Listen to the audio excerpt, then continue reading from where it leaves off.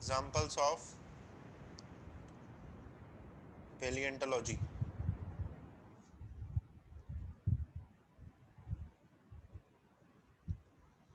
तो आज हम फॉसिल स्टडी के कुछ एग्जाम्पल्स पढ़ेंगे जिनके थ्रू किसी एनिमल को या किसी ऑर्गेनिज्म को फॉसिल को स्टडी किया गया हो।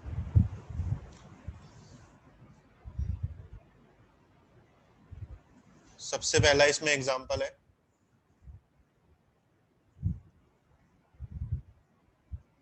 आर्कियोप्टेरिक्स।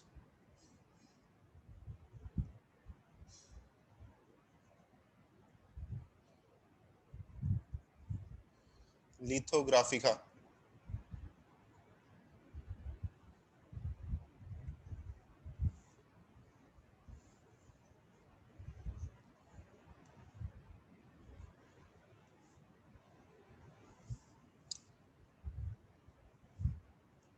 आर्कियोप्टेरिक्स लिथोग्राफिका जो था ये फॉसिल माना जाता है, एक क्रिटेशियस पीरियड में पाए जाने वाले एक एनिमल का था फॉसिल। ठीक है, fossil of Cretaceous period.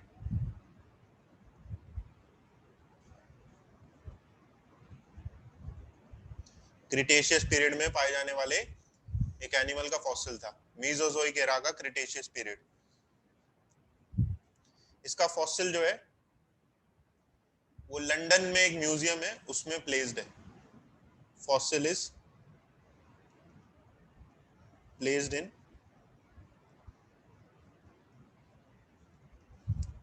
London museum.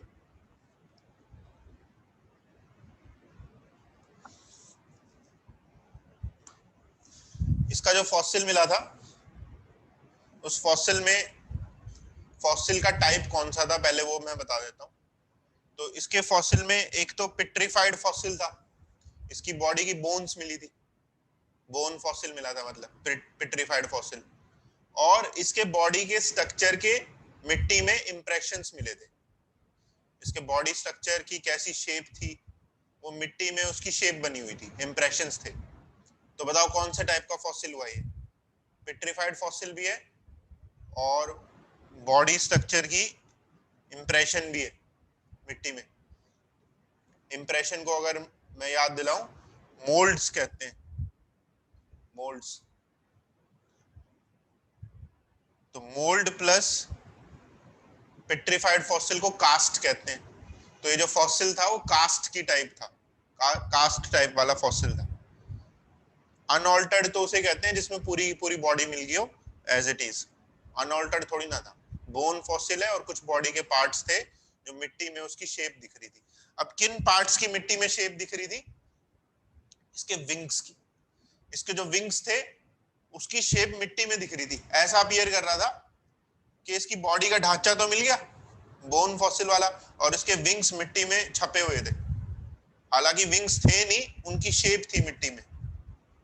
ये जो वर्ड है ना लिथोग्राफिका, लिथो मतलब होता है सॉइल, लिथो का मतलब क्या होता है? सॉइल। ग्राफिका मतलब शेप। सॉइल में उसकी शेप बनी मिली थी, ठीक है, उसके विंग्स की। लिथोग्राफिका, वहां से इसको नेम दिया गया। ठीक है, तो इसे माना जाता है ये एनिमल जो था, it is missing link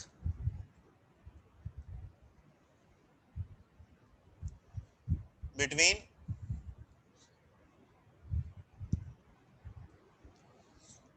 reptiles and Aves. Aves होते हैं बर्ड्स। बर्ड्स और रेप्टाइल्स में इस एनिमल को मिसिंग लिंक कहा जाता है। ये माना जाता है कि इसके आधे कैरेक्टर तो रेप्टाइल जैसे थे और आधे कैरेक्टर बर्ड्स जैसे थे या एव्स जैसे थे। तो इन दोनों के बीच में इसको एक लिंक माना जाता है। तो कौन कौन से इसके कैरेक्टर्स थे?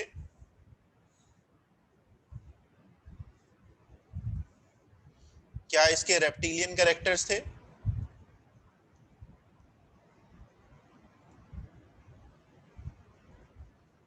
और क्या आर्कियोप्टेरिक्स के एवियन कैरेक्टर्स थे। एवियन मतलब बर्ड्स के कैरेक्टर्स। अगर आपको इसकी एनसीईआरटी में शेप देखनी है तो मिलेगी आपको इस पेज पे, पेज नंबर 130 पे। यहाँ पर ये शोन है पेज नंबर 130 पे, आर्कियोप्टेरिक्स। इसमें इसके विंग्स भी दिखा रखे हैं और उसकी बॉडी भी दिखा रखी है। ठीक है, पेज नंबर 130 पे ये आर्कियोप्टेरिक्स एनसीईआरटी में शोन है। तो इसके कैरेक्टर जो रेप्टाइल जैसे थे, इसकी बॉडी लिजर्ड लाइक थी, लिजर्ड लाइक बॉडी। तो लिजर्ड रेप्टाइल होता है, तो ये रेप्टिलियन कैरेक्टर हो गया। फ्री कोडल वर्टिब्रे इन टेल। इसके पास टेल थी। क्या थी इसके पास? टेल थी। बर्ड्स के पास टेल नहीं होती है। टेल किसके पास होती है? टेल्स रेप्टाइल्स के पास होती है। ठीक है, बर्ड्स के पास टेल नहीं होती है। टेल के जो वर्टिब्रे होते हैं उसे कॉर्डल वर्टिब्रे कहते हैं। जो टेल में बोन्स होती है ना, उन्हें कॉर्डल वर्टिब्रे कहते हैं। वो अलग अलग थे। फ्री कॉर्डल वर्टिब्रे का मतलब है टेल की जो बोन्स हैं वो अलग अलग थी। ऐसा करेक्टर रेप्टाइल्स में होता है। बर्ड्स में तो एक वेस्टिजियल सी बोन होती है। मैमल्स में, ह्यूमंस में भी एक वेस्टिजियल सी टेल बोन होती है। हमारी टेल बोन भी फ्यूज्ड होती है, फ्री नहीं होती वो। उसके बोन्स जो होते हैं आपस में जुड़े होते हैं और छोटी सी होती है। नेक्स्ट,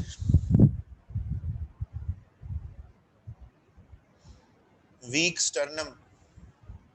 स्टर्नम होता है चेस्ट बोन। इसकी जो चेस्ट बोन थी वो ज्यादा स्ट्रांग नहीं थी। बर्ड्स में चेस्ट बोन स्ट्रांग होती है। जो चेस्ट की बोन होती है बर्ड्स में, स्टर्नम, वो स्ट्रांग होती है। क्यों? क्योंकि उन्हें उड़ना होता है। उड़ने के लिए ज्यादा स्ट्रेंथ लगती है, तो उनकी चेस्ट बोन स्ट्रांग होती है। रेप्टाइल्स में ये करेक्टर नहीं होता।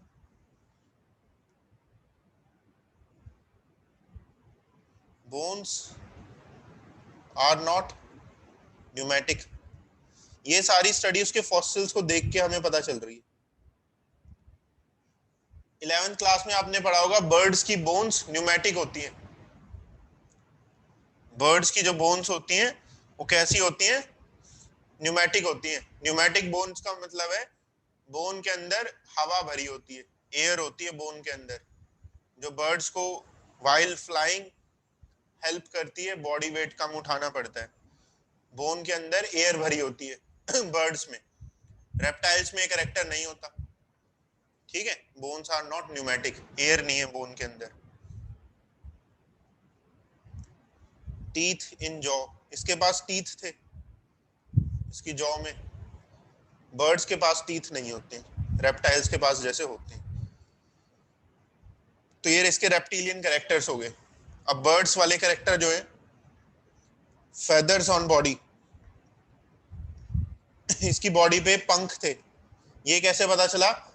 जो मिट्टी में उसकी शेप दिख रही थी, विंग्स की, पंखों की शेप दिख रही थी।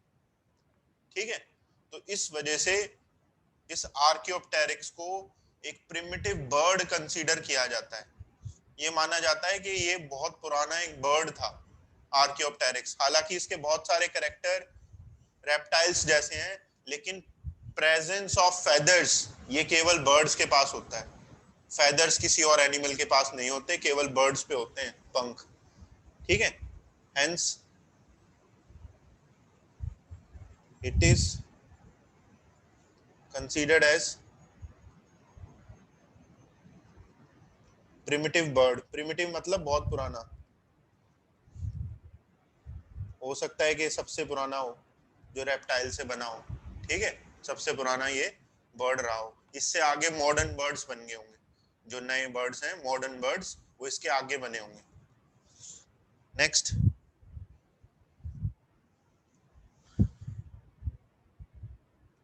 जॉ मॉडिफाइड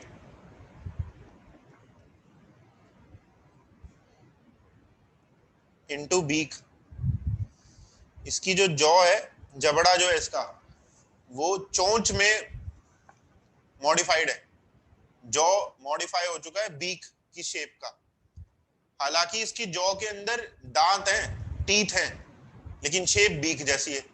तो बीक जैसी शेप तो बर्ड्स का करेक्टर है, और टीथ की प्रेजेंस होना रेप्टाइल का करेक्टर है। दोनों ही करेक्टर थे इसके पास।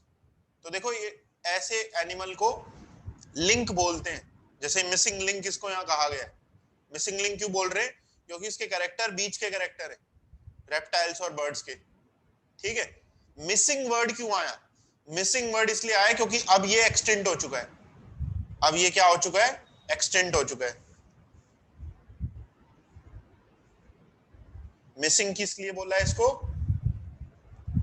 It is extent. ये एक्सटेंट हो चुका है, इसलिए इसको मिसिंग बोल रहे हैं। मिस हो चुका है अब ये। Next, forelimbs modified to wings. इसके फोरलिम्स विंग्स में मॉडिफाई हो गए, जो बर्ड्स का करेक्टर है। और hind limbs are avian like. और इसके जो पीछे के दो पैर होते हैं, जो बर्ड्स के दो पैर होते हैं, वो बर्ड्स जैसे ही थे इसके पैर, एवियन लाइक ही थे, जैसे बर्ड्स में पाए जाते हैं। तो ये सारे कैरेक्टर सपोर्ट करता है इसके एवियन कैरेक्टर्स को, और इसे मिसिंग लिंक कहा जाता है। और इसे क्लासिफाई बर्ड्स में या एव्स में ही क्लासिफाई करते हैं एज प्रिमिटिव बर्ड। ठीक है, ये हो गई इंटरेस्टिंग स्टोरी आर्कियोप्टेरिक्स की। Next,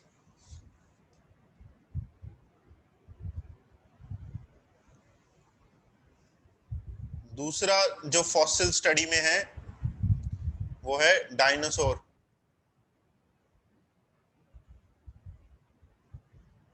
evolution.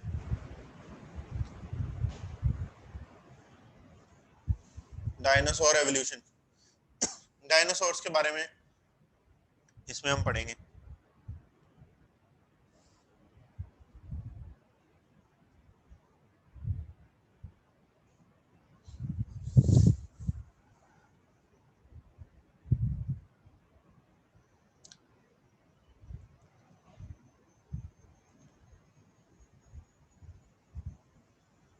अच्छा बच्चों, एक कुछ एक्स्ट्रा क्लासेस चलाई जा रही हैं आपके लिए। एक इंफॉर्मेशन है, कुछ एक्स्ट्रा क्लासेस चलाई जा रही हैं एनसीईआरटी की स्टडी के लिए। ठीक है, वो क्लासेस कंपलसरी नहीं है, केवल उन स्टूडेंट्स के लिए हैं जो इंटरेस्टेड है। ठीक है, उसमें फिजिक्स या केमिस्ट्री की मेनली क्लास होंगी, बायो की क्लास कम लगेंगी लेकिन थोड़ी लगेंगी। फिजिक्स केमिस्ट्री की ज़्यादा क्लासेस लगेंगी एनसीईआरटी के बेसिस पर। और कंपलसरी नहीं है, जैसे मैंने बोला, अगर आप उसे ज्वाइन करना चाहें तो कर सकते हैं। और वो लगेंगी क्लासेस मॉर्निंग में 11 AM से। ठीक है, तो हफ्ते में जैसे एक दिन केमिस्ट्री की क्लास लगेगी फिलहाल, एक दिन फिजिक्स की, इस तरह से 11 AM से मॉर्निंग में। तो क्लासेस जैसे बिगिन हो रही हैं, कल से बिगिन हो रही हैं। ठीक है, तो जो बच्चा इंटरेस्टेड है वो ज्वाइन कर सकता है। उसके बारे में मैं कंफर्म इंफॉर्मेशन टेलीग्राम पे ही पोस्ट कर दूंगा कि वो क्लास कल है कि नहीं। एक बार मुझे कंफर्म करना पड़ेगा और टेलीग्राम पे मैं पोस्ट कर दूंगा। ठीक है,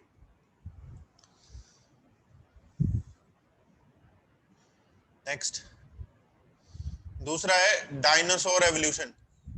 हाँ बेटा, वो क्लासेस कंपलसरी नहीं है, अगर आप उस स्लॉट में क्लास ले सकते हैं तो आप ले लेना।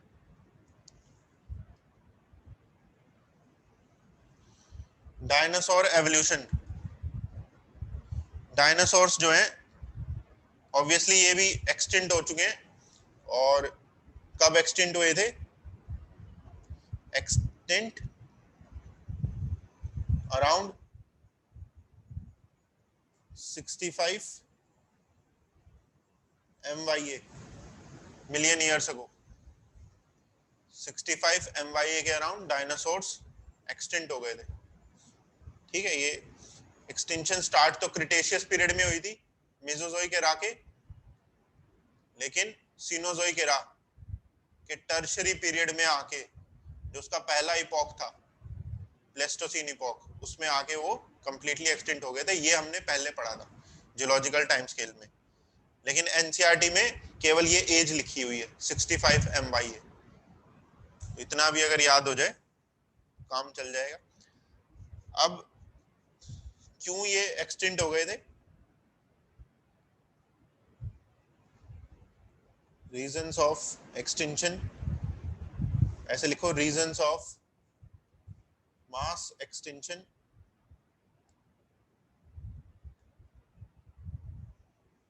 at the end of Cretaceous period। Cretaceous period के एंड पर जो मास एक्सटिंक्शंस हुई थी, ये माना जाता है कि अर्थ पे बहुत सारी स्पीसीज खत्म हो गई थी, कुछ नई स्पीसीज आ भी गई थी, और बहुत सारी पहले से एग्जिस्टिंग स्पीसीज खत्म हो गई थी। उसे मास एक्सटिंक्शन बोलते हैं। मतलब लार्ज स्केल पे अगर स्पीसीज वाइप आउट होगी, खत्म हो गई अर्थ से, तो उसे मास एक्सटिंक्शन का पीरियड कहा जाता है। तो ये क्रिटेशियस पीरियड के एंड पर अर्थ में हुआ था।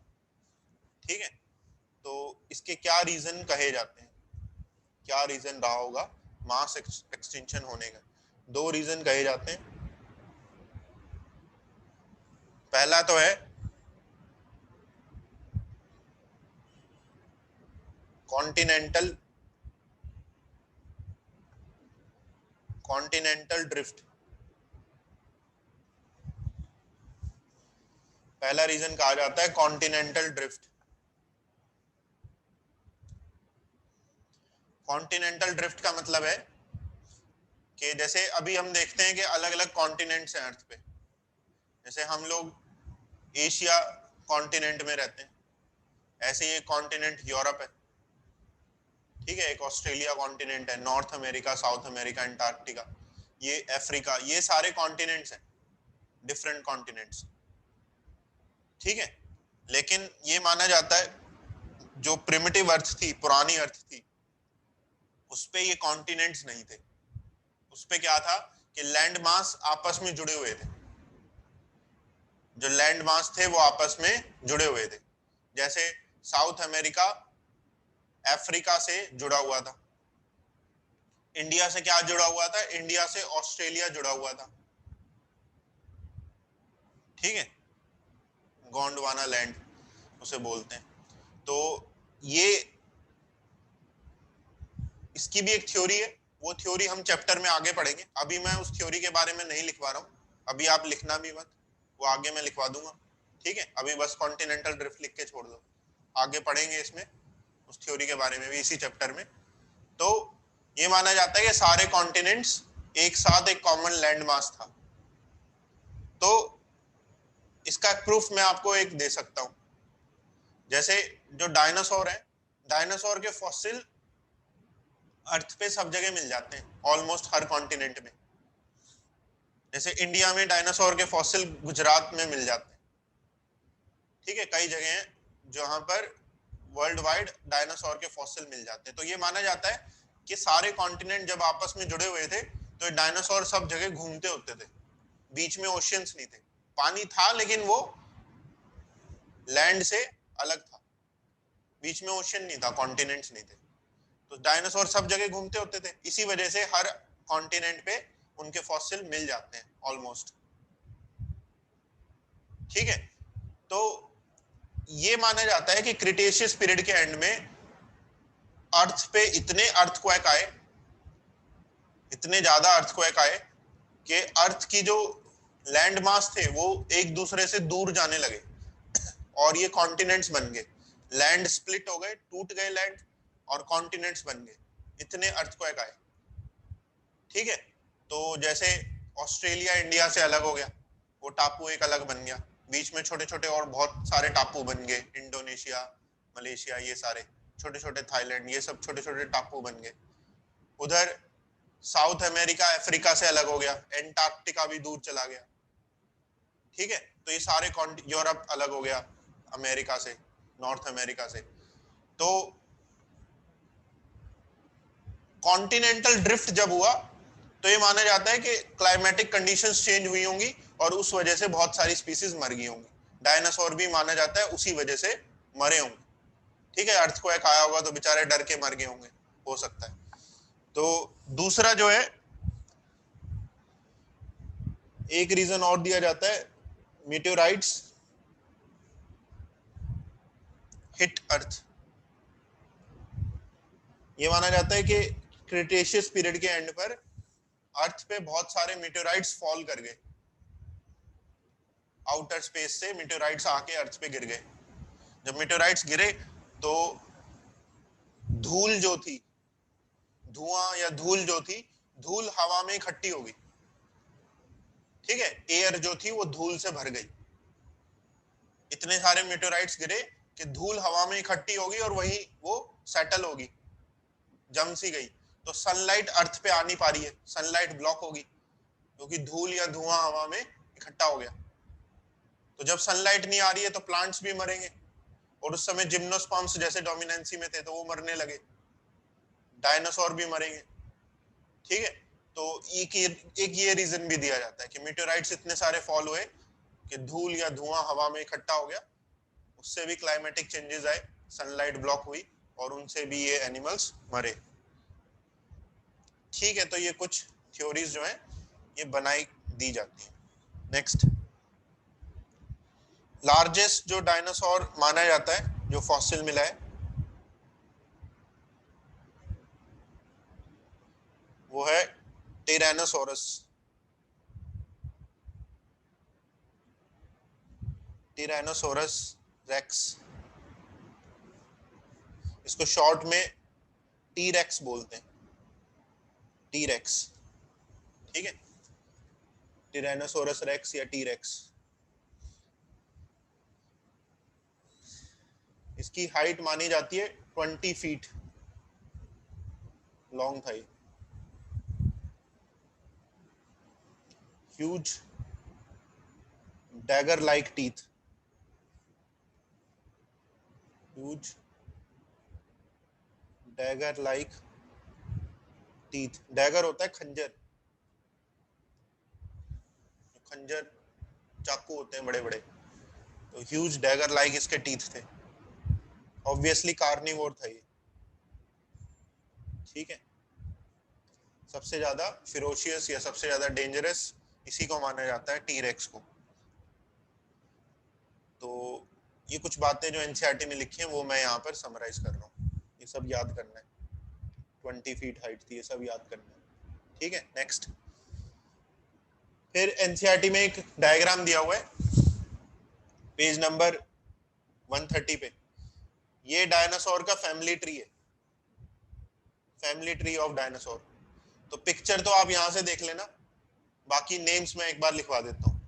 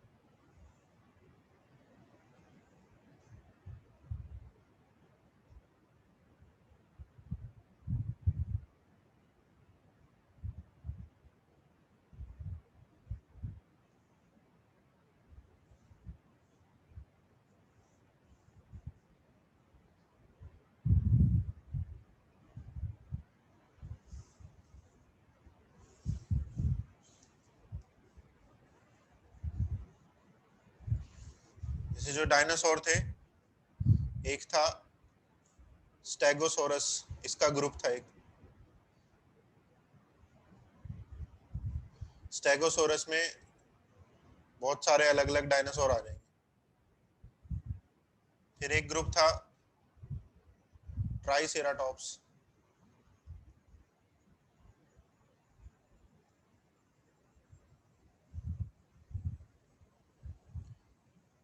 फिर एक डायनासोर था टी रेक्स, टिरानोसोरस रेक्स,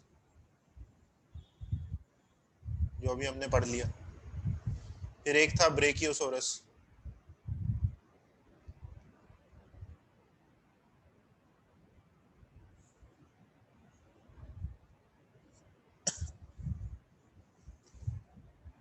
ये 4 डायनासोर थे। ये देख लो किसका रह गया ऊपर।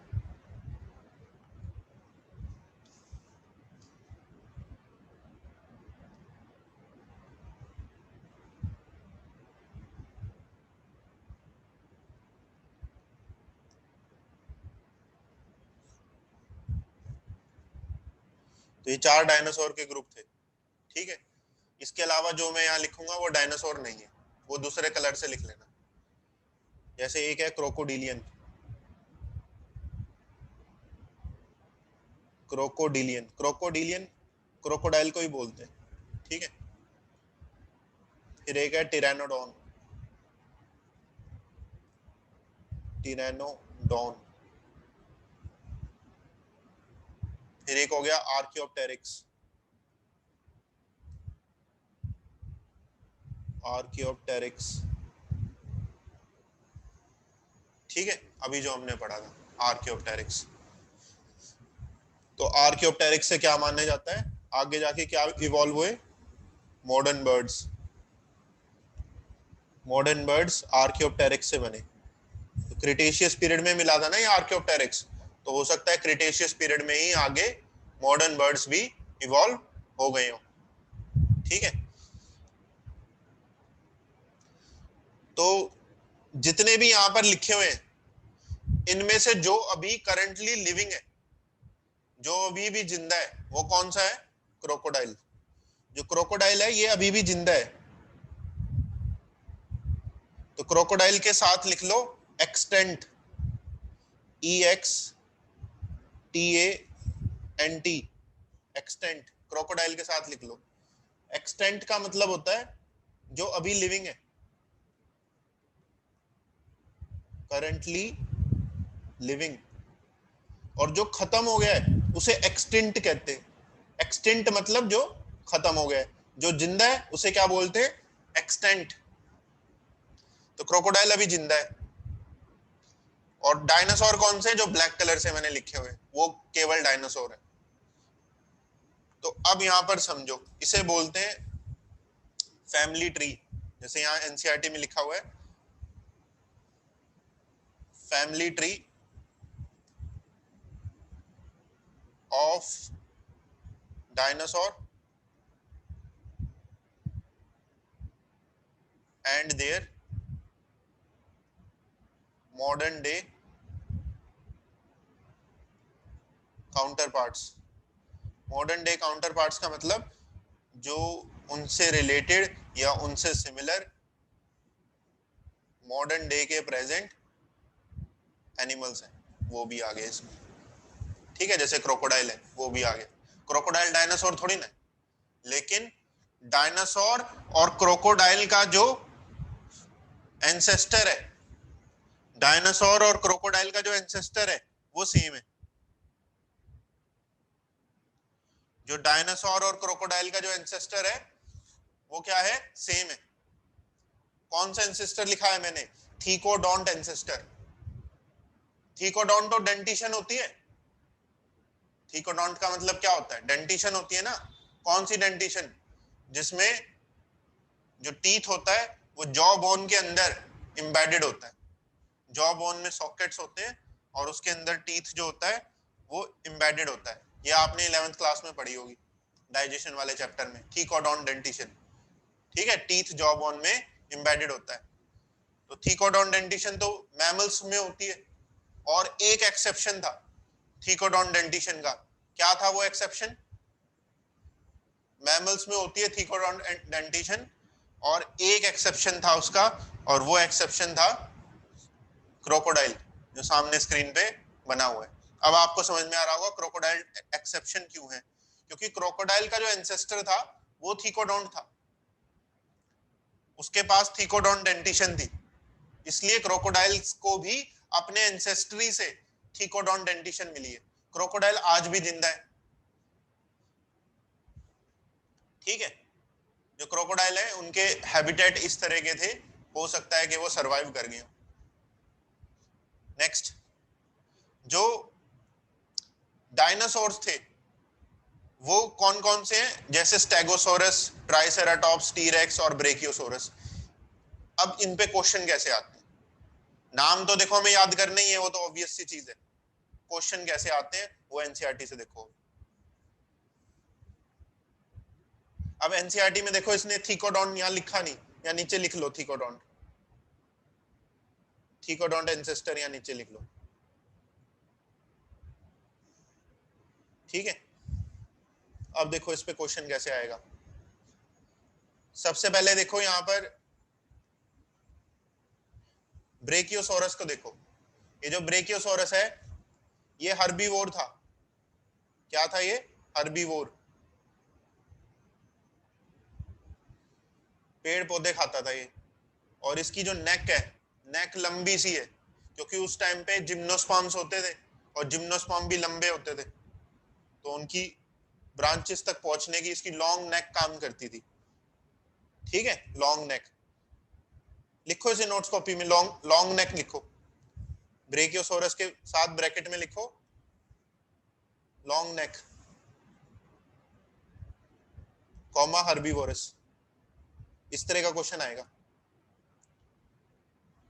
बोल देगा which of the following is long necked dinosaur, ऐसे क्वेश्चन आ जाएगा। लॉन्ग नेक डायनासोर कौन सा होता है? तो डायग्राम में इसकी फिगर याद रखनी है कि इसके पास लॉन्ग नेक थी। टी-रेक्स के बारे में तो मैंने बता ही दिया। जो टी-रेक्स होता है इसके पैर देखो आप, 4 डायनासोर बने हैं, चारों में से सबसे छोटे हाथ, सबसे छोटे फॉरलिम्स किसके हैं? टी-रेक्स के हैं। सबसे, इसके पैर देखो, पैर तो इसके लंबे लंबे हैं, हाथ इसके छोटे छोटे हैं। तो टी-रेक्स के साथ लिखो यहां पर स्मॉल फॉरलिम्स, इसके आगे के 2 हाथ छोटे छोटे हैं, स्मॉल फॉरलिम्स। इस पे क्वेश्चन आ जाएगा which of the following dinosaur had small forelimbs, तो टी-रेक्स आंसर हो जाएगा। नेक्स्ट, और देखो स्टेगोसोरस, स्टेगोसोरस की जो बैक है, बैक के ऊपर ये स्पाइनी स्ट्रक्चर्स है, दिख रहे हैं ना ये सभी को, बैक के ऊपर स्पाइनी स्ट्रक्चर है, तो स्पाइनी बैक है इसकी, spiny back, spiny back stegosaurus, spiny back लिख लो स्टेगोसोरस के साथ। और आखिरी है ट्राइसेराटॉप्स, इसके नाम से क्लियर हो रहा है, ट्राई मतलब 3, सेरा टॉप्स, टॉप्स मतलब सर के ऊपर, सेरा को सर मान लो, सर के ऊपर 3 इसके ये ताज से लगे होते हैं, सींग होते हैं इसके ये, ट्राइसेराटॉप्स। तो इसको लिखो 3 हॉर्न्ड, 3 हॉर्न थे इसके सर के ऊपर, ट्राइसेराटॉप्स।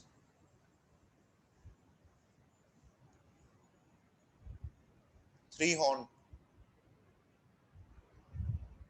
सर के ऊपर इसके 3 हॉर्न्स लगे हुए थे। इस तरह के क्वेश्चन आएंगे, या तो इमेज आ जाएगी, लेबल कर दो इमेज, या फिर इस तरह से वो क्वेश्चन पुट अप करेगा। क्रोकोडाइल तो चलो आपको पता है वो एक्सटेंट है। टिरैनोडॉन ये टिरैनोडॉन अलग ही रेप्टाइल था, ये रेप्टाइल एक्सटेंट हो चुका है, खत्म हो चुका है। ठीक है, अलग ही एक रेप्टाइल होता था ये। आर्कियोप्टेरिक्स मैंने पढ़ा दिया, उससे आगे क्या बन गए होंगे? मॉडर्न बर्ड्स बन गए होंगे। ठीक है, तो ये हो गया यहाँ पर कंप्लीट डायनासोर एवोल्यूशन।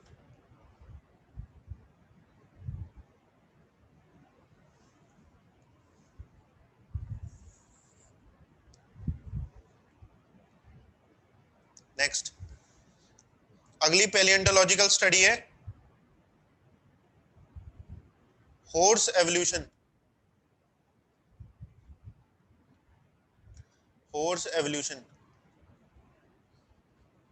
बेटा जो डायनासोर यहाँ दिए वो कम है क्या? ठीक है, क्यों एक्स्ट्रा हमने याद करने, पीएचडी थोड़ी ना करनी। कॉलेज में जाके अगर ज्यादा इंटरेस्ट है, कॉलेज में जाके कर लेना इसके ऊपर पीएचडी। पैलियोंटोलॉजिकल साइंटिस्ट होते हैं बहुत बढ़िया। ठीक है, आर्कियोलॉजिस्ट जो होते हैं उसमें पैलियोंटोलॉजिकल डिपार्टमेंट होता है, करना अपने रिसर्च पूरी। जितना यहाँ पढ़ने के लिए, नॉलेज के लिए सफिशिएंट है, उतना मैंने यहाँ बता दिया। ठीक है। हॉर्स एवोल्यूशन,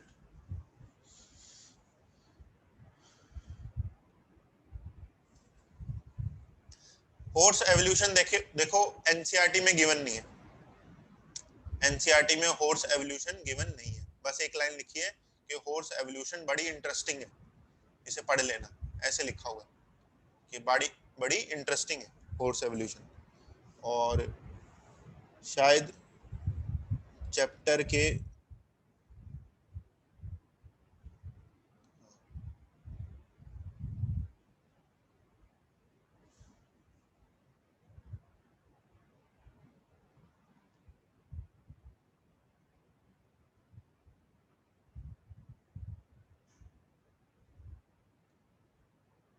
ठीक है, चैप्टर के एंड में जैसे यहाँ पर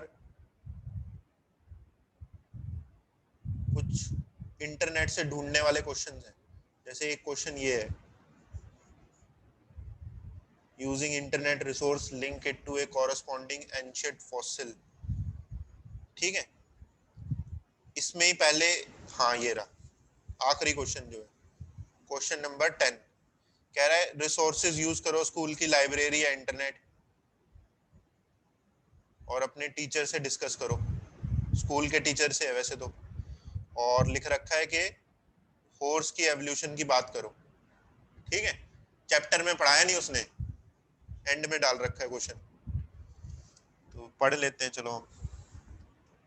क्या याद करना है इंपॉर्टेंट चीजें वो मैं यहाँ पढ़ाऊंगा, बस सब कुछ पढ़ने की जरूरत नहीं है। आपके पैकेज में जैसे काफी डिटेल में दिया होगा, वो सब पढ़ने की जरूरत नहीं है। इस टेबल बनाएंगे, एक टेबल से इसको पढ़ेंगे।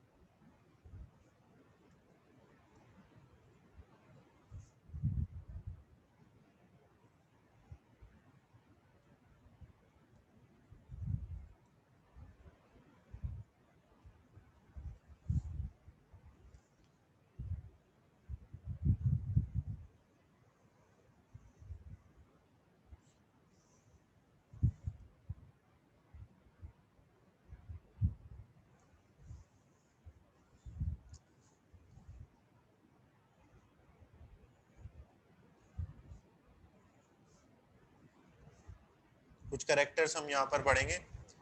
हॉर्स के जो फॉसिल स्टडी है वो one of the fossil study है जो पूरी कंप्लीट है, जिसमें ऑलमोस्ट जितने भी हॉर्स के एंसेस्टर्स रहे होंगे या कोई लिंक रहा होगा वो सारे फॉसिल्स मिल गए। ठीक है, वो सबसे कंप्लीट स्टडी है, इसलिए इसे पढ़ाया जाता है। तो हॉर्स का जो फॉसिल था ये नॉर्थ अमेरिका में फॉसिल्स ये मिले थे। ठीक है, फॉसिल्स इन नॉर्थ अमेरिका, तो नॉर्थ अमेरिका में ही ये माना जाता है ओरिजिनेटेड है हॉर्स।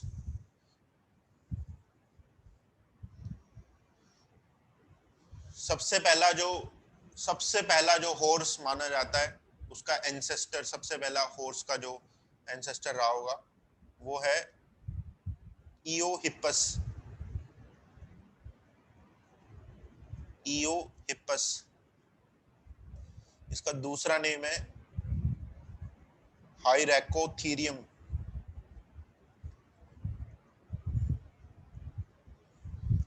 हाइरैकोथीरियम, आपके पैकेज में एक नेम होता है, फिर उसका एक और नेम फिर एक तीसरा नेम भी कई बार मिल जाता है, तो जैसे इसको डॉन हॉर्स लिखा हुआ है, डॉन हॉर्स, ठीक। डॉन होती है मतलब सुबह हो रही है, सुबह होने जा रही है, तो उसे डॉन कहते हैं। तो मतलब ये सबसे पहला क्या होगा, हॉर्स का एंसेस्टर था। ईओहिपस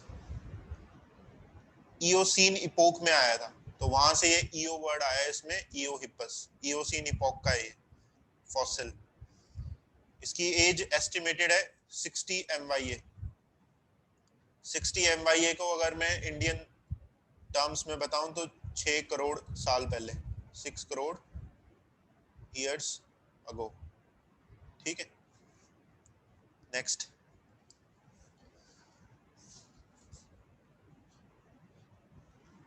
जो प्रेजेंट डे हॉर्स है, जो प्रेजेंट डे हॉर्स है अभी अर्थ पे, इसमें इंटरेस्टिंग कैरेक्टर क्या होता है, हॉर्स की लेग्स में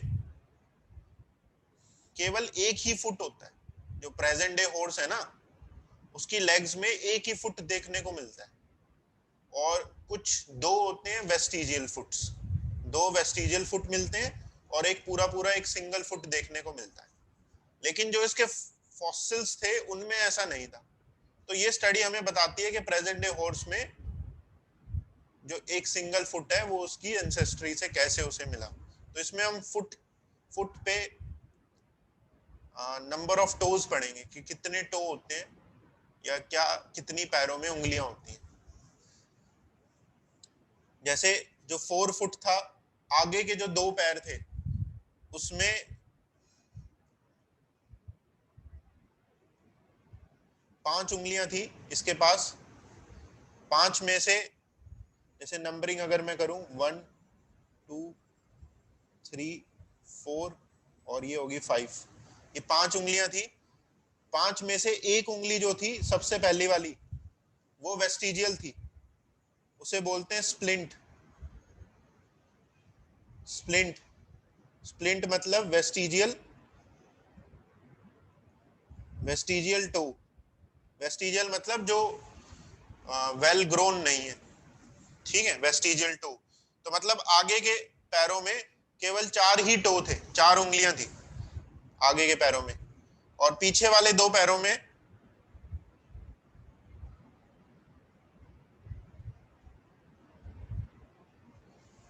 पीछे वाले जो 2 पैर हैं उनमें भी 5 हैं, 1 2 3 4 और ये 5, 5 हैं। लेकिन 5 में से पहला और पांचवा स्प्लिंट्स है, पहला और पांचवा स्प्लिंट बोन है, वेस्टिजियल है। तो बचे केवल 3 टोज, दूसरा तीसरा चौथा, केवल 3 टोज उसके पीछे वाले 2 पैरों में है। आगे वाले 2 पैर में 4 टोज है, जिसमें से 4 में से पहला पहला जो टो है वो स्प्लिंट है। हाइंड फुट में पहला और पांचवा स्प्लिंट है, ठीक है। तो एक तो इंफॉर्मेशन एक ये ध्यान में रखनी होती है, टोज कितने हैं उसके, 4 फुट और हाइंड फुट में। सिरेशंस ऑफ इनेमल। अब देखो घोड़ा क्या करता है, घोड़ा घास खाता है, हॉर्स ग्रास ईट करता है, और उसके जो टीथ होते हैं वो बहुत स्ट्रांग होते हैं, वो मोटी से मोटी घास या बहुत ज्यादा अमाउंट में घास खा लेता है वो, ठीक है। लेकिन जो सबसे पहला हॉर्स ये रहा होगा ईओहिपस, स्टार्टिंग से इसमें करेक्टर नहीं था, ठीक है। वो सब तरह की या हार्ड ग्रास को नहीं खा पाता था। क्यों नहीं खा पाता था, उसके टीथ इतने स्ट्रांग नहीं थे। क्यों नहीं स्ट्रांग थे, टीथ में इनेमल की सिरेशंस, सिरेशन मतलब कोटिंग, सिरेशन का मतलब क्या है, कोटिंग, इनेमल की कोटिंग इतनी ज्यादा नहीं थी टीथ में, तो उसके टीथ इतने ज्यादा स्ट्रांग नहीं थे। तो लिखो यहाँ पे ईओहिपस में no serrations of enamel on molar teeth. उसके जो मोलर टीथ थे उसमें इनेमल की कोटिंग नहीं थी। इनेमल की कोटिंग ना होने की वजह से उसके टीथ कमजोर थे। मोलर टीथ की बात हो रही है, उसके मोलर टीथ कमजोर थे, जिस वजह से वो ज्यादा घास नहीं चर पाता था। ठीक है। इसकी जो हाइट है जो इसके फॉसिल से मिली है 40 सेंटीमीटर, 40 सेंटीमीटर ये लॉन्ग था। तो ये हो गया सबसे पहला हॉर्स। दूसरा जो इसके बाद इवॉल्व हुआ होगा उसका नेम रखा गया मीजोहिपस। मीजोहिपस ओलिगोसीन इपॉक में आया था ये।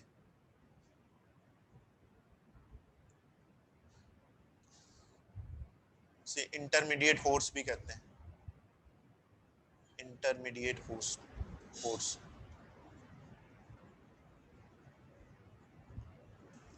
ओलिगोसीन इपॉक में आया। एज है 30 MYA, 3 करोड़ साल पहले।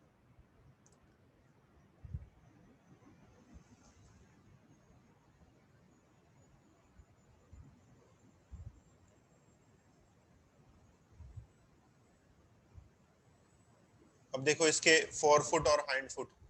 4 फुट में सेकंड टो है, थर्ड टो है, फोर्थ टो है और फिफ्थ है। लेकिन फिफ्थ क्या है, यहाँ पर स्प्लिंट है। केवल 4 टोज हैं, 4 उंगलियां हैं आगे के 2 पैरों में, 4 में से 3 तो पूरे हैं, एक का स्प्लिंट बन चुका है। जो फर्स्ट टो था वो गायब ही हो गया। जो ईओहिपस में फर्स्ट स्प्लिंट था वो नेक्स्ट जो जनरेशन आई मीजोहिपस उसमें गायब ही हो गया, खत्म ही हो गया। हाइंड फुट में भी कुछ ऐसा ही हुआ है, दोनों स्प्लिंट्स खत्म हो गए। जो ईओहिपस के दोनों स्प्लिंट्स थे वो खत्म हो गए, केवल 3 टो बचे, 2, 3, 4। थोड़े बहुत मोलर की कोटिंग, मोलर पे इनेमल की कोटिंग आने लगी। Few serrations of enamel on molar, थोड़ी बहुत कोटिंग आ गई। हाइट भी इंक्रीज होगी, हाइट होगी 60 सेंटीमीटर।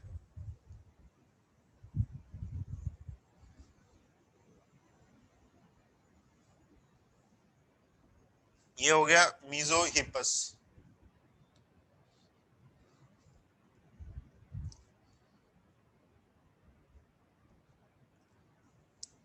तीसरा जो है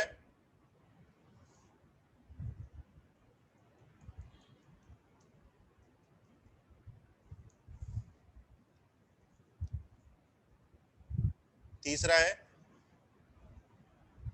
मैरीचिपस। नाम भी अनोखे रखे हुए हैं, मैरीचिपस। मायोसीन इपॉक में ये एग्जिस्ट करता था। इसको रूमिनेंट हॉर्स कहते हैं, रूमिनेंट हॉर्स। रूमिनेंट होते हैं जो चरते हैं, घास चरते हैं। ठीक है, जैसे काऊ होती है, काऊ जो होती है वो घास बहुत सारी खा लेती है और बैठ के उसको आराम से चरती रहती है, खाती रहती है। ये सब रूमिनेंट्स होते हैं, तो इसको रूमिनेंट हॉर्स माना जाता है, मैरी चिप्पस को। 20 MYA पर ये एग्जिस्ट करता था। इसके 4 फुट और हाइंड फुट में इक्वल नंबर ऑफ टोज है।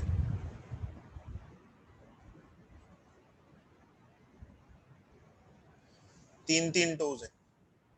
और वो कौन से हैं, 2, 3, 4।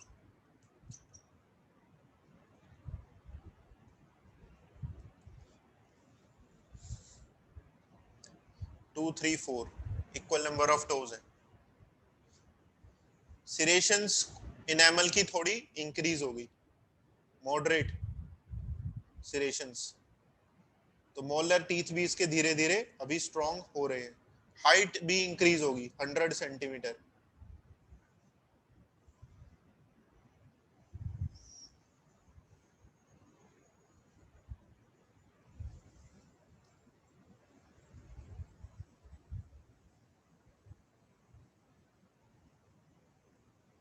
दो हो रहे हैं इसके बाद।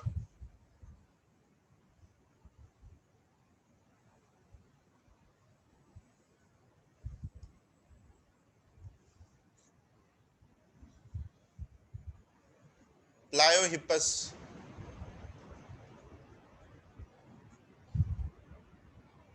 प्लायोहिपस प्लायोसीन इपॉक में आया। प्लायोसीन इपॉक सीनोजोइक एरा के टर्शरी पीरियड का आखिरी इपॉक था।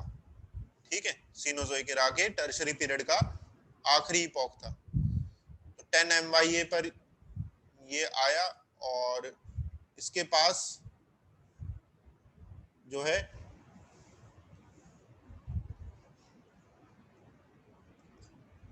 दो स्प्लिंट्स हैं। एक स्प्लिंट हो गया सेकंड और एक स्प्लिंट हो गया फोर्थ टोज का। ठीक है,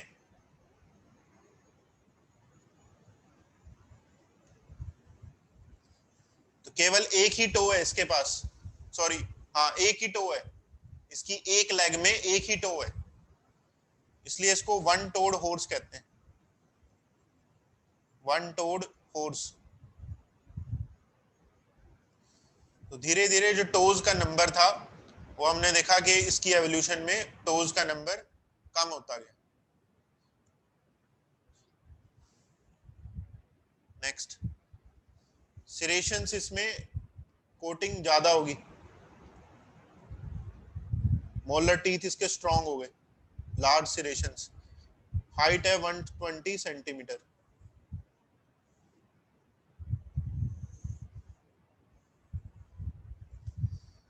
तो इसके बाद इवॉल्व हुआ प्रेजेंट डे हॉर्स, जो अभी एग्जिस्ट कर रहा है अर्थ पे, उसे इक्वस कहते हैं, प्रेजेंट डे हॉर्स को, मॉडर्न हॉर्स इक्वस। ये क्वाटरनरी पीरियड के प्लेस्टोसीन इपॉक में आया, क्वाटरनरी पीरियड के प्लेस्टोसीन इपॉक में, आज से 9 से 10 लाख साल पहले।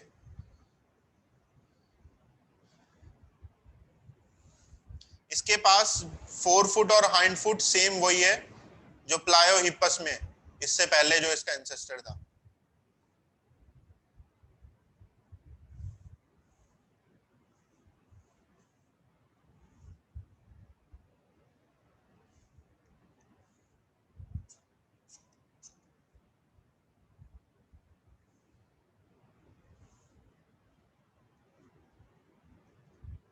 एक ही टो है इसकी एक लेग में, बाकी दो स्प्लिंट्स होते हैं। सेम वही कैरेक्टर है जो इससे पहले प्लायोहिपस में था। तो प्रेजेंट डे हॉर्स में जो एक टो हमें देखने को मिलता है एक लेग में, वो उसको अपनी एंसेस्ट्री से मिला है। अब एक ये जो सिंगल टो होता है इसका, बाकी जो स्प्लिंट्स है उसका तो कोई काम होता नहीं। जो एक सिंगल टो होता है वो काफी बड़ा होता है, वो जो पूरा का पूरा उसका पैर होता है, जो उसका पैर का जो भी फुट है उसका वो, ठीक है, वो एक सिंगल एक टो होता है, वो काफी बड़ा होता है और वो उसको फास्ट रनिंग करने में हेल्प करता है, फास्ट रनिंग करने में वो उसको हेल्प करता है। ठीक है, नेक्स्ट, इनेमल की कोटिंग काफी ज्यादा होगी, लार्ज सिरेशंस, तो जिससे इसके मोलर टीथ भी स्ट्रॉन्ग है और हाइट जो है ऑन एवरेज 150 सेंटीमीटर की है, लगभग 5 फुट का।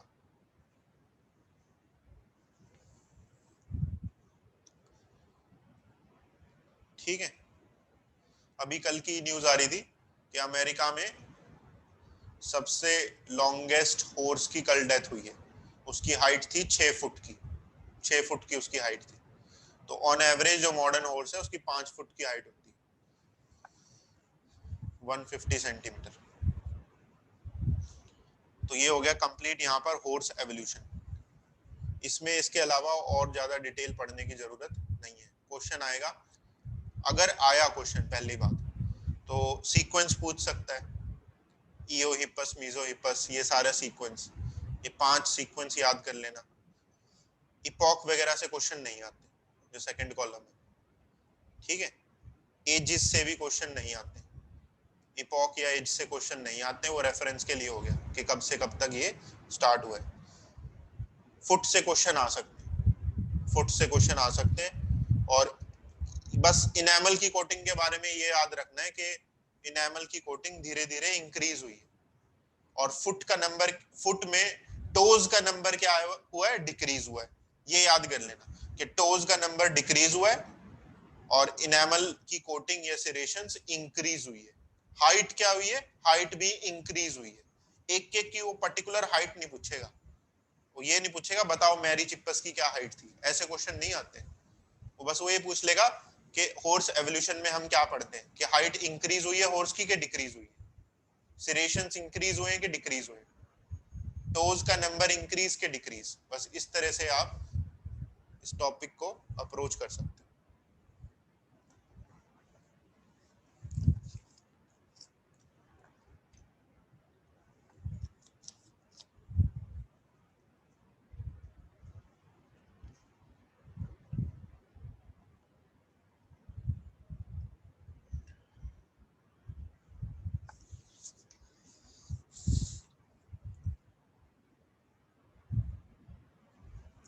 ठीक है, तो ये कंप्लीट हो गया अब हमारा topic evidences from paleontology. First evidence यहां पर कंप्लीट हो गया।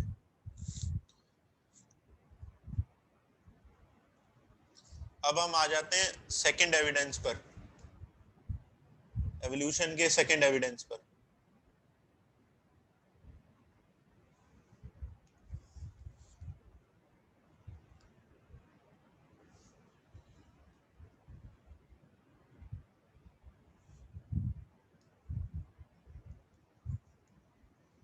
Evidences from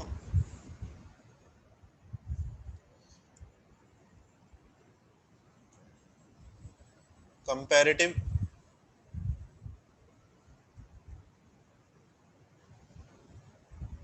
morphology and anatomy.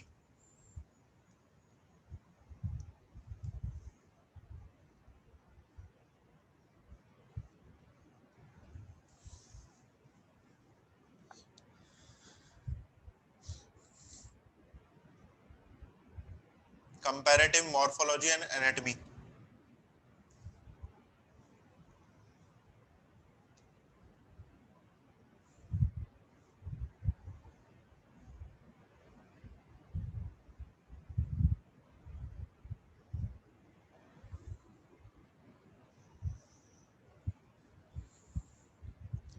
तो इसमें हम डिफरेंट एनिमल्स की मॉर्फोलॉजी को या डिफरेंट ऑर्गेनिजम्स की मॉर्फोलॉजी को या एनाटॉमी को कंपेयर करेंगे और उनसे एवोल्यूशन के एविडेंस देखेंगे क्या बनते हैं। तो सबसे पहले हम जिन ऑर्गन्स की एनाटॉमी को कंपेयर करेंगे वो हैं homologous organs.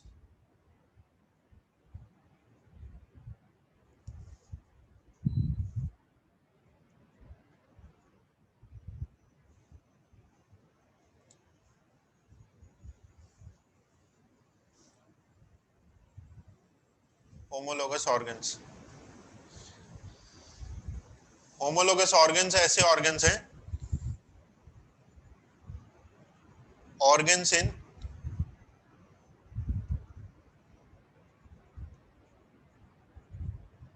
different organisms showing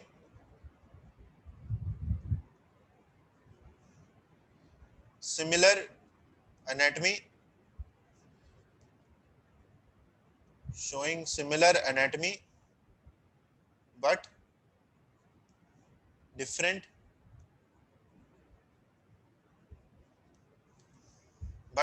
functions।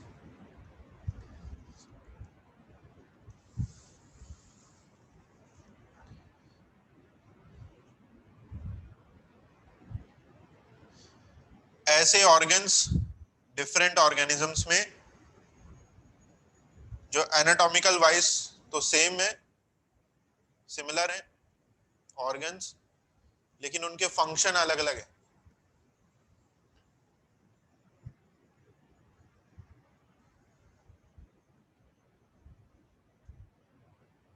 Common anatomy is due to common origin of those organisms।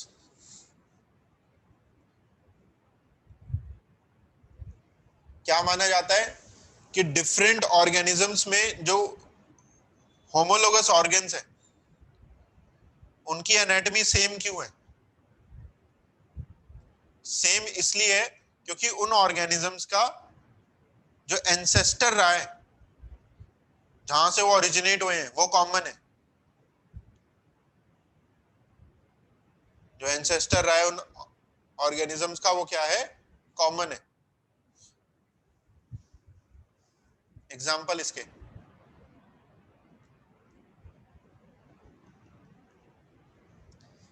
Example से ही क्वेश्चन आते हैं। Examples of homologous organs.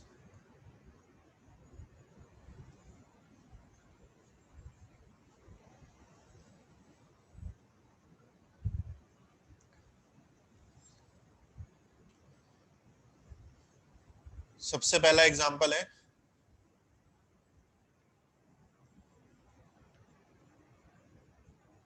forelimbs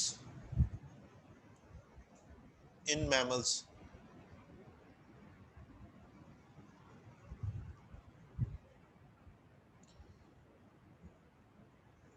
forelimbs in mammals, mammals के जो forelimbs हैं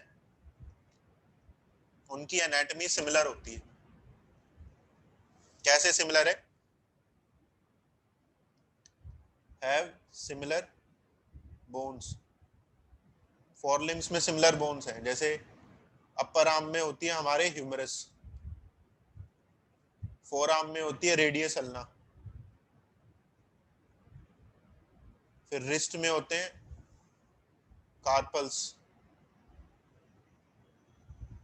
फिर पाम्स में होते हैं मेटाकार्पल्स, और उंगलियों में या डिजिट्स में होते हैं फेलेंजेस। ये सब आपने 11th क्लास में पढ़े होंगे। ठीक है, ये सारी बोन्स होती हैं फॉरलिम्स में। तो सभी मैमल्स में उनकी फॉरलिम्स में ये बोन्स मिल जाती। मैमल्स की फॉरलिम्स में सभी में ये बोन्स मिल जाती। लेकिन क्या सब मैमल्स के फॉरलिम एक ही काम करते हैं? ऐसा नहीं होता। जैसे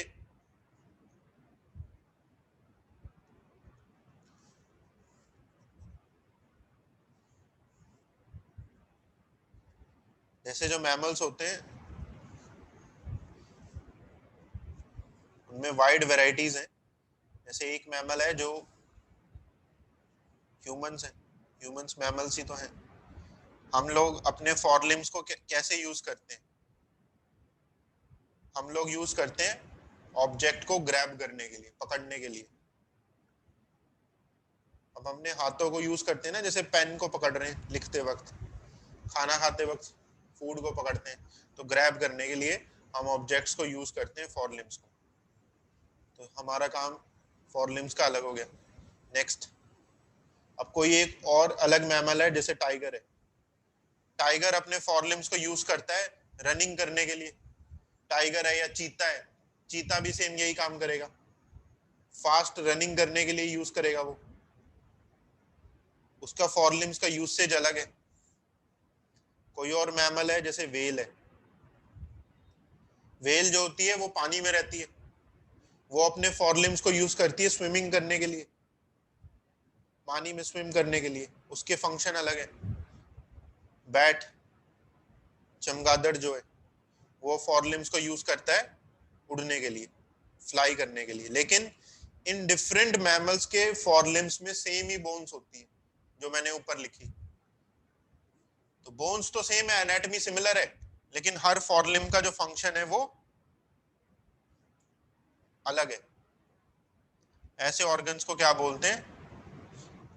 होमोलोगस ऑर्गन्स। ठीक है, जो फोरलिम्स है मैमल्स में वो होमोलोगस ऑर्गन्स है। नेक्स्ट,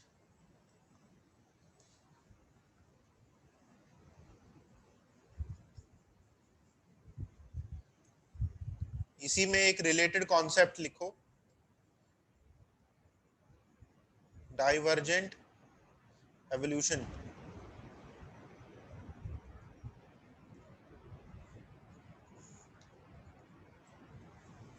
डाइवर्जेंट एवोल्यूशन, इसका मीनिंग होता है evolution of different organisms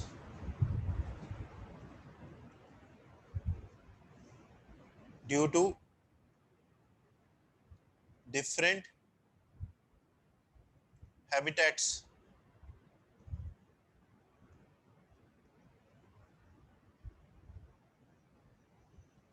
But starting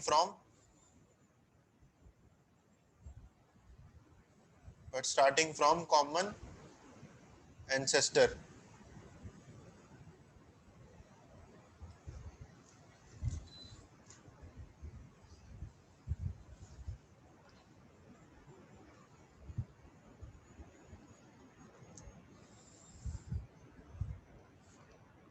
Divergent evolution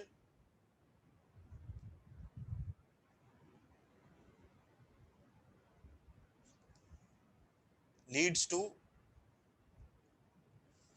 formation of homologous organs.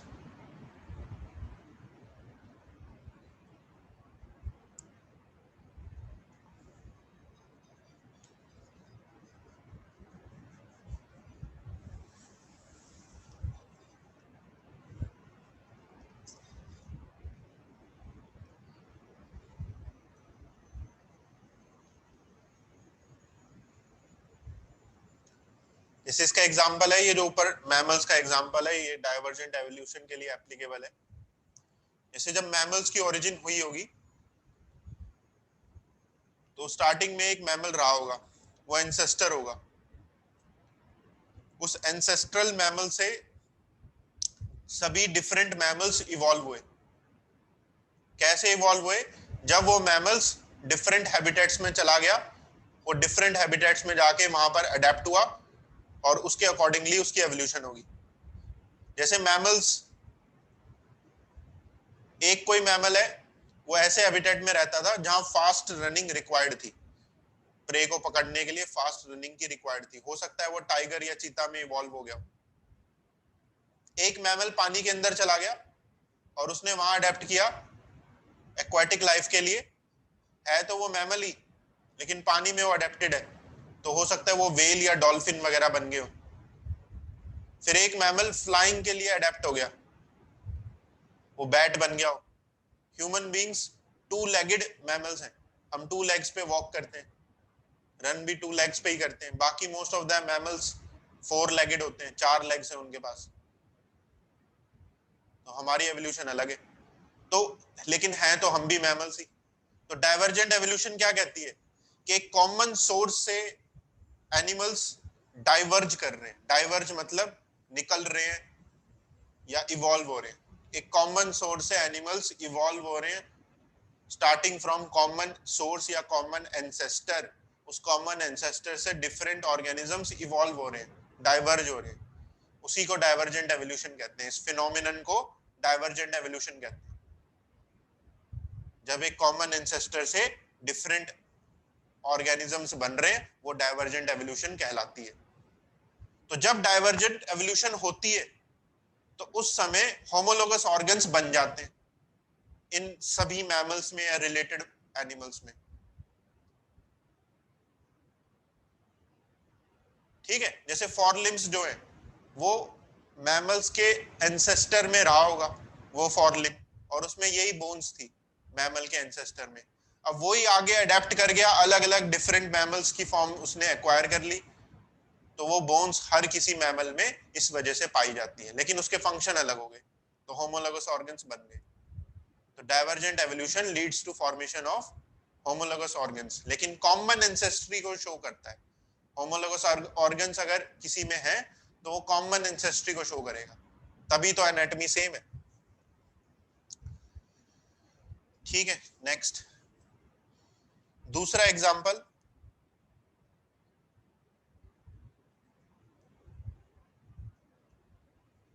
Brains in vertebrates. ये होमोलोगस है, और हार्ट्स इन वर्टिब्रेट्स, वर्टिब्रेट के जो हार्ट्स होते हैं वो भी होमोलोगस है। जैसे सभी वर्टिब्रेट के ब्रेन्स में fore brain, mid brain, hind brain, ये सारे पार्ट्स होते हैं, फोर मिड हाइंड ब्रेन। लेकिन क्या सभी वर्टिब्रेट्स का ब्रेन एक तरह से काम करता है? क्या सभी वर्टिब्रेट एक तरह से सोचते हैं? नहीं होता ऐसा। हालांकि ब्रेन की एनाटॉमी सिमिलर है, फोर मिड हाइंड ब्रेन सभी में है, लेकिन सारे एनिमल एक तरह से थोड़ी ना सोचते हैं, फंक्शन अलग है उस ब्रेन के। सिमिलर हार्ट्स, जो हार्ट होता है सभी वर्टिब्रेट्स में, वो एट्रियम और वेंट्रिकल का बना होता है। हार्ट में चैम्बर्स होते हैं, एट्रियम और वेंट्रिकल, सभी के हार्ट में, फिश में भी, रेप्टाइल्स, एम्फीबिया, बर्ड्स, मैमल्स, सभी में एट्रियम और वेंट्रिकल चैम्बर्स का बना होता है वो। लेकिन सभी का हार्ट एक जैसा काम नहीं करता है। जैसे फिश का जो हार्ट है वो टू चैम्बर्ड होता है, वो डीऑक्सी ब्लड को ही पंप कर रहा होता है, उसमें ऑक्सीजनेटेड ब्लड आता ही नहीं। ऐसी एम्फीबियन का जो हार्ट होता है वो हमने 11th क्लास में पढ़ा था, मिक्स ब्लड को पंप करता है, उसमें ऑक्सी डीऑक्सी ब्लड की मिक्सिंग हो जाती है। सेम रेप्टाइल का हार्ट भी मिक्स ब्लड को पंप करता है। बर्ड्स और मैमल्स का हार्ट कैसा होता है? फोर चैम्बर्ड हार्ट होता है, जिनमें ऑक्सीजनेटेड ब्लड सेपरेट रहता है और डीऑक्सी ब्लड जो है वो सेपरेट रहता है, डबल सर्कुलेशन होती है। सर्कुलेशन वाले चैप्टर में ये आपने 11th क्लास में पढ़ा होगा। Next,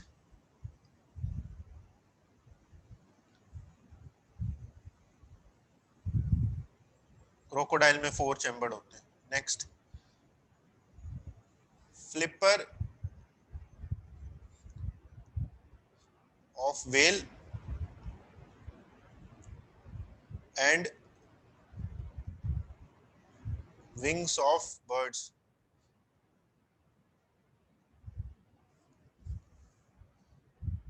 whale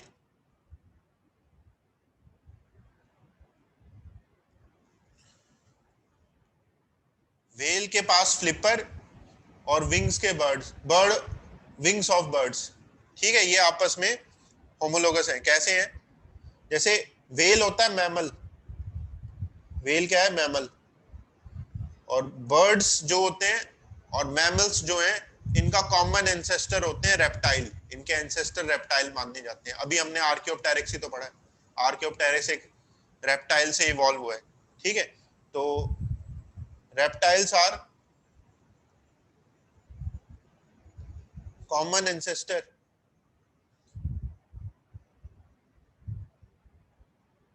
of mammal and birds. तो ये रेप्टाइल की कॉमन एंसेस्ट्री होगी। इस कॉमन एंसेस्टर से बर्ड्स और मैमल्स को क्या मिला था? इन्हें फॉरलिम्स मिली थी। इस कॉमन एंसेस्टर से उन्हें क्या मिली थी? फॉरलिम्स मिली थी, क्योंकि रेप्टाइल्स के पास फॉरलिम्स थी। ठीक है, फॉरलिम्स were present in reptiles.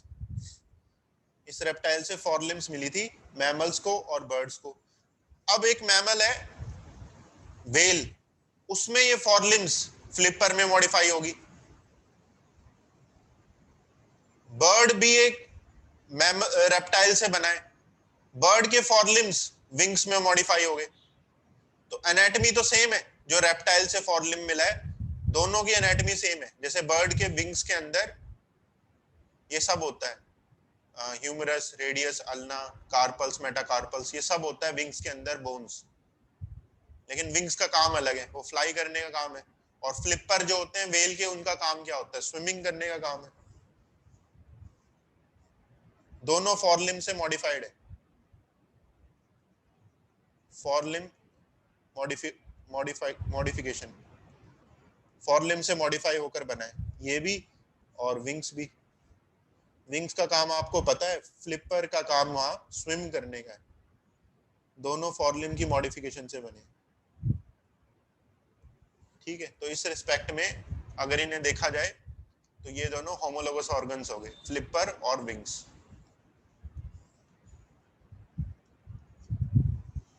Next,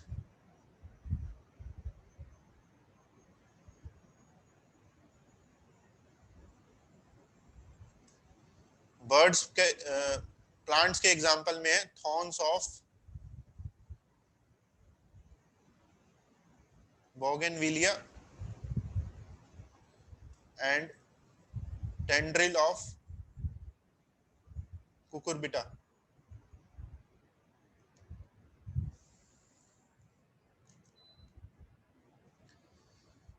जो यहाँ पर थॉर्न्स हैं और टेंड्रिल्स हैं, दोनों स्टेम की मॉडिफिकेशन है। किसकी मॉडिफिकेशन है? दोनों मॉडिफिकेशन ऑफ स्टेम। और आपको पता है थॉर्न्स कांटे होते हैं, उनका फंक्शन कुछ और है, टेंड्रिल का फंक्शन कुछ और होता है। प्लांट्स में टेंड्रिल क्लाइंब करने के काम आता है, थॉर्न्स का काम अलग है। तो दोनों की एनाटॉमी सेम है, फंक्शन दोनों के अलग है। इन दोनों की फिगर एनसीईआरटी में शोन है, पेज नंबर है आई थिंक 131 पेज होगा।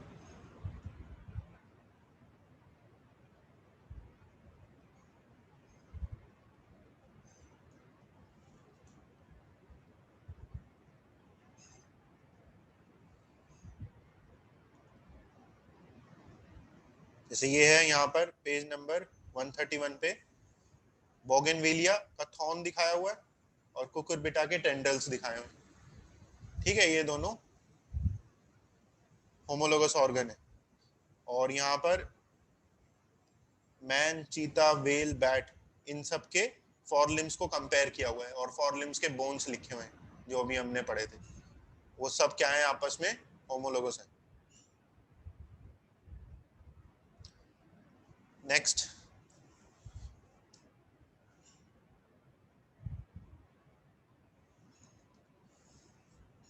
और क्या एग्जांपल है? पोटैटो एंड जिंजर, ये दोनों किसकी मॉडिफिकेशन होती है? स्टेम की मॉडिफिकेशन है, मॉडिफाइड स्टेम। दोनों स्टेम की मॉडिफिकेशन है। ठीक है, लेकिन जो पोटैटो है ये वेजिटेबल होता है, इसे खाया जाता है, सब्जी बनाकर इसको खाया जाता है। और जिंजर जो होता है, अदरक, उसकी सब्जी नहीं बनती, उसे स्पाइसेस में इंक्लूड करते हैं, स्पाइसेस है वो। ठीक है, सब सब्जी में डाला जाता है for the purpose of spices.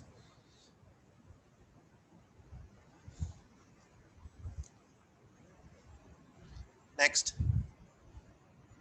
Mouth parts of insects. Insects के माउथ पार्ट्स आपस में होमोलोगस होते हैं। जैसे एग्जांपल है कॉकरोच और मस्कीटो। जैसे कॉकरोच जो होता है, आपने 11th क्लास में जो पढ़ा था, cockroach biting and chewing type होता है।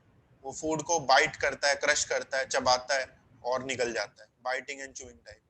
मस्कीटो आपको पता है वो ब्लड को सक करता है, वो सकिंग टाइप होता है। लेकिन इन दोनों के माउथ पार्ट सेम होते हैं, जो माउथ के अराउंड इसके ऑर्गन्स है वो सेम होते हैं दोनों में। लेकिन दोनों के केस में वो काम अलग अलग कर रहे हैं। कॉकरोच में बाइटिंग एंड चूइंग का काम कर रहे हैं, मस्कीटो में सकिंग का काम कर रहे हैं। तो ये भी क्या हो गए? होमोलोगस हो गए। एक लिखो मॉलिक्यूलर होमोलॉजी, ये अलग ही एक टॉपिक है वैसे, इसी के एग्जांपल में लिख low molecular homology. Molecular homology होता है similarity in biomolecules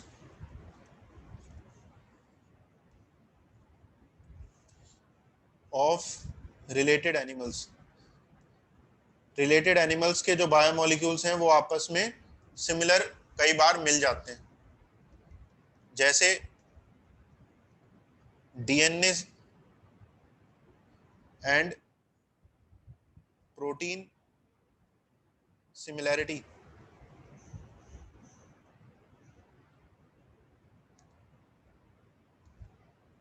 DNA and protein similarity in humans and chimpanzee. Humans और चिंपैंजी के बायोमोलिक्यूल्स सिमिलर पाए जाते हैं।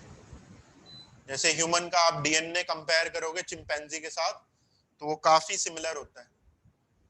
और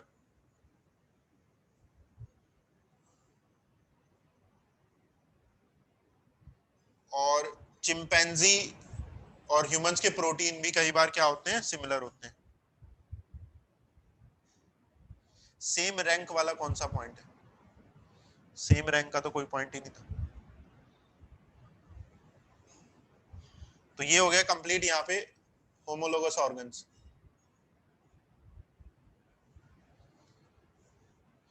जिसमें हमने डाइवर्जेंट एवोल्यूशन का कॉन्सेप्ट भी यहाँ पर पढ़ा है। Next,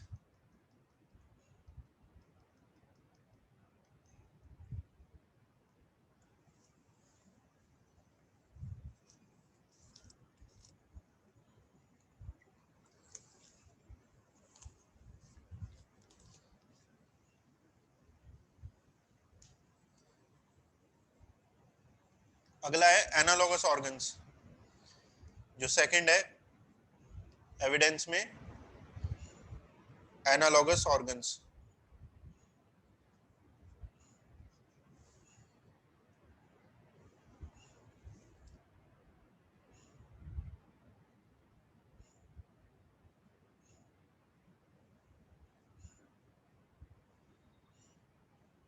analogous organs in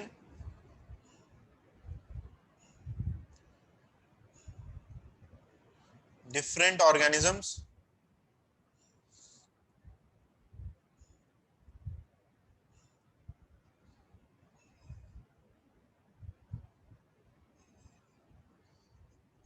with same functions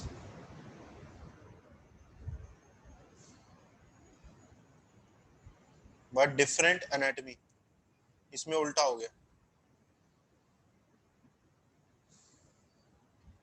but different anatomy due to no common ancestry। Different organisms के ऑर्गन्स हैं जो फंक्शन तो सेम करते हैं लेकिन उनकी एनाटॉमी वाइज वो अलग होते हैं। एनाटॉमी अलग क्यों है? क्योंकि उनका कोई कॉमन एंसेस्टर नहीं है, वो आपस में रिलेटेड नहीं।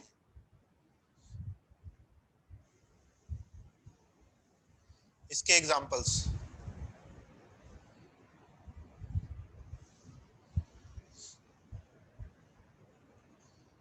पहला एग्जांपल है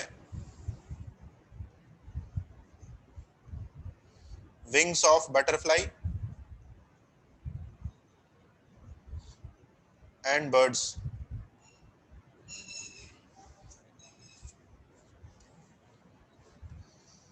wings of butterfly and birds.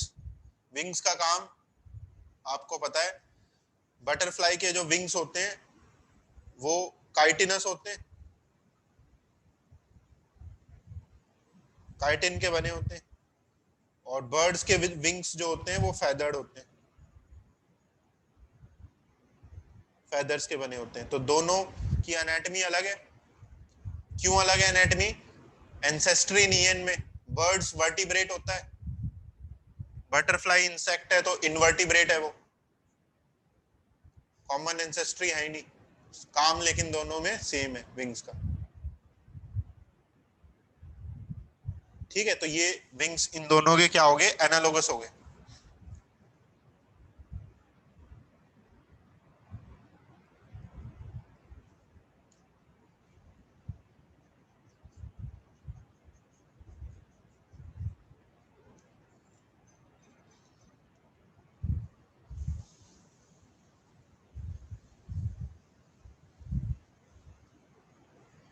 इससे जो रिलेटेड कॉन्सेप्ट है एवोल्यूशन का वो है convergent evolution.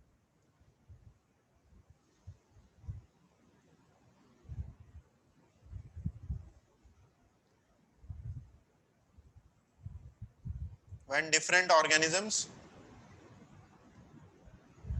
evolve in similar patterns,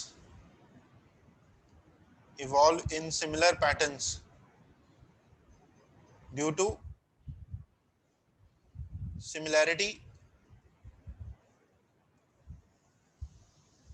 in their habitats.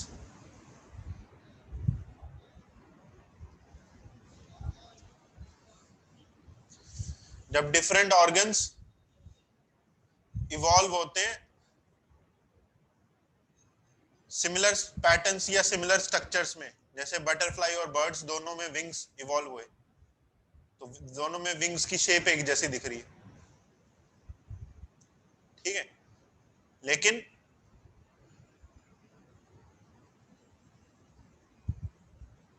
Anatomy उनकी अलग है।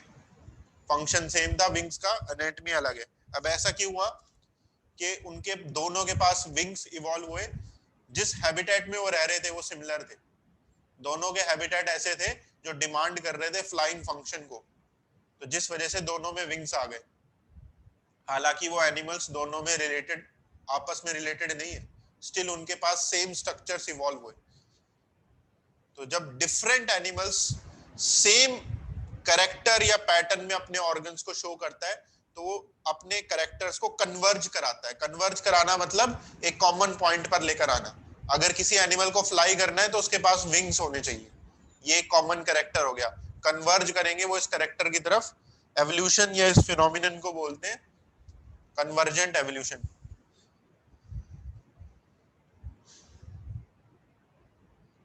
तो कन्वर्जेंट एवोल्यूशन एनालॉगस ऑर्गन्स की फॉर्मेशन कराती है। कन्वर्जेंट एवोल्यूशन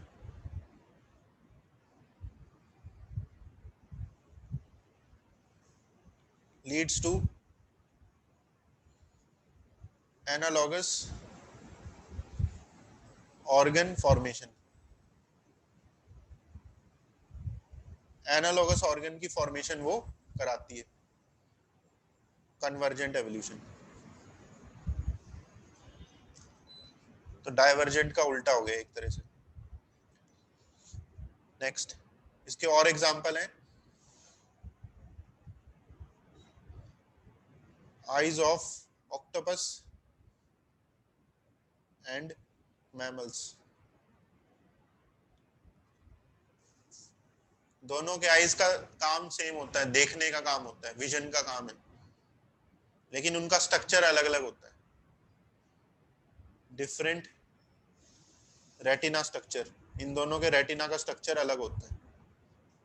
तो एनाटॉमी तो अलग है। ऑक्टोपस इनवर्टिब्रेट है, मैमल्स वर्टिब्रेट है, कोई कॉमन एंसेस्ट्री नहीं है, स्टिल सेम फंक्शन वो कर रहे हैं, अपने आईज से देखते हैं वो।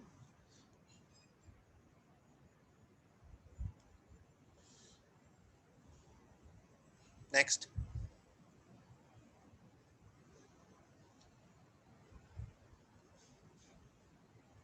फ्लिपर ऑफ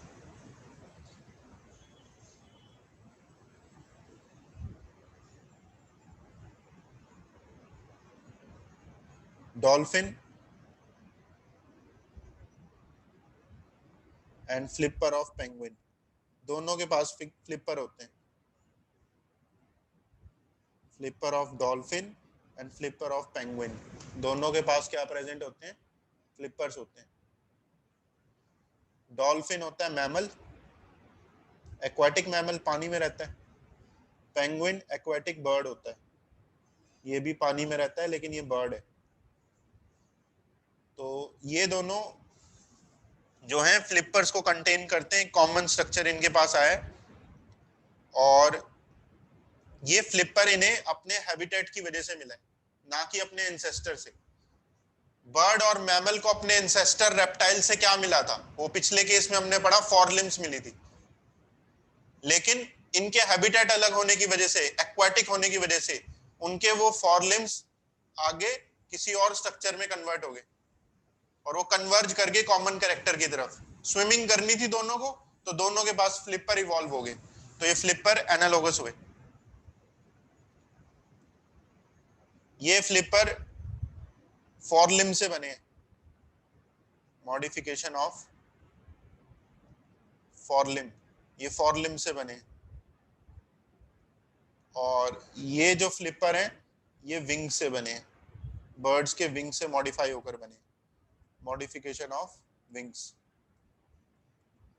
ठीक है, तो एक विंग्स की मॉडिफिकेशन से बना है और एक फॉरलिम की मॉडिफिकेशन से बना है। तो एनाटॉमी इनकी सेम नहीं है, जैसे विंग्स तो फेदर्ड होते हैं और फॉरलिम्स बोन्स के बने होते हैं, तो वो एनाटॉमी उनकी सेम नहीं है। Next, sweet potato and potato, दोनों को खाया जाता है। स्वीट पोटैटो रूट होती है और पोटैटो स्टेम होता है, दोनों को लेकिन खाया जाता है, फंक्शन सेम है, एनाटॉमी अलग है। Next, contractile vacuole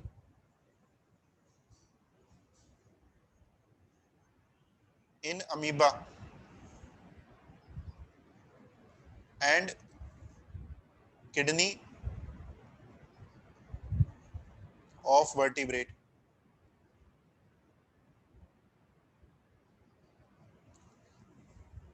contractile vacuole और किडनी दोनों का काम होता है, दोनों का फंक्शन क्या है? ऑस्मो रेगुलेशन करना, ऑस्मो रेगुलेशन फंक्शन। दोनों वेस्ट को बॉडी से रिमूव करते हैं, लेकिन दोनों का स्ट्रक्चर ऑब्वियसली अलग है। कॉन्ट्रैक्टाइल वैक्यूल तो एक सेल के अंदर ऑर्गेनेली होता है और किडनी तो पूरा एक ऑर्गन है, एनाटॉमी अलग है और फंक्शन दोनों का सेम है, ऑस्मो रेगुलेशन करना।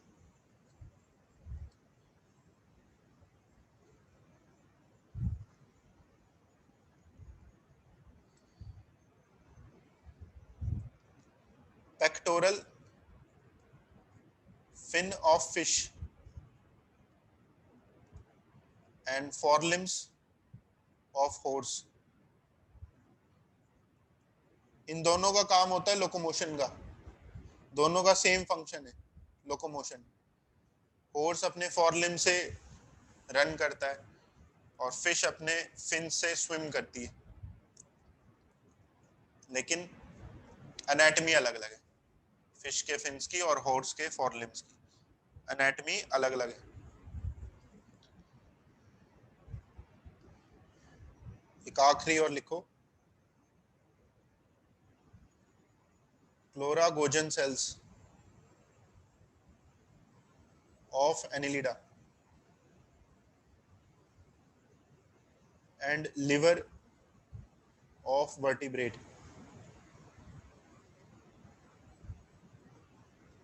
इनका फंक्शन होता है यूरिया को सिंथेसाइज करना, सेम फंक्शन है, दोनों ही यूरिया को सिंथेसाइज करते हैं। एनिलिडा के क्लोरागोजन सेल्स और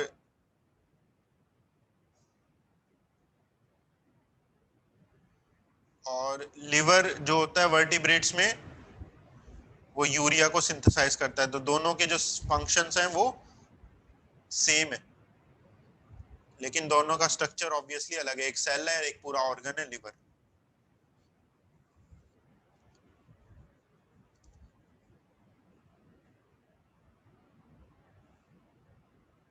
ठीक है, तो ये हो गया यहाँ पर कंप्लीट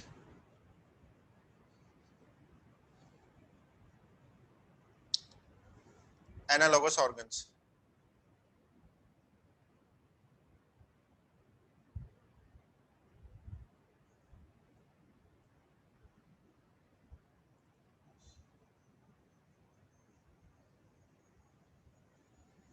एक यहाँ पर एक और लिख लो, wings of bats and birds, ये भी analogous, wings of bats and wings of birds. जैसे बैट मैमल होता है, मैमल के पास विंग्स नहीं होते, मैमल के पास फोरलिम्ब होती है। और जो बर्ड्स होते हैं उनके पास होते हैं विंग्स। इन दोनों का कॉमन एंसेस्टर है रेप्टाइल। उस रेप्टाइल से लेकिन इन्हें विंग्स नहीं मिले। तो विंग्स कहां से बने? विंग्स इनकी हैबिटेट के थ्रू बने। तो विंग्स इनको एंसेस्ट्री से नहीं मिले, तो जो चीज एंसेस्ट्री से नहीं मिली वो एनालॉगस होगी। तो इनमें बैट्स में विंग्स और बर्ड्स के विंग्स इनके अपने हैबिटेट के थ्रू इनमें इवॉल्व हुए, तो ये दोनों एनालॉगस ऑर्गन्स। ठीक है, तो ये हो गया आज का ये टॉपिक यहाँ पर कंप्लीट।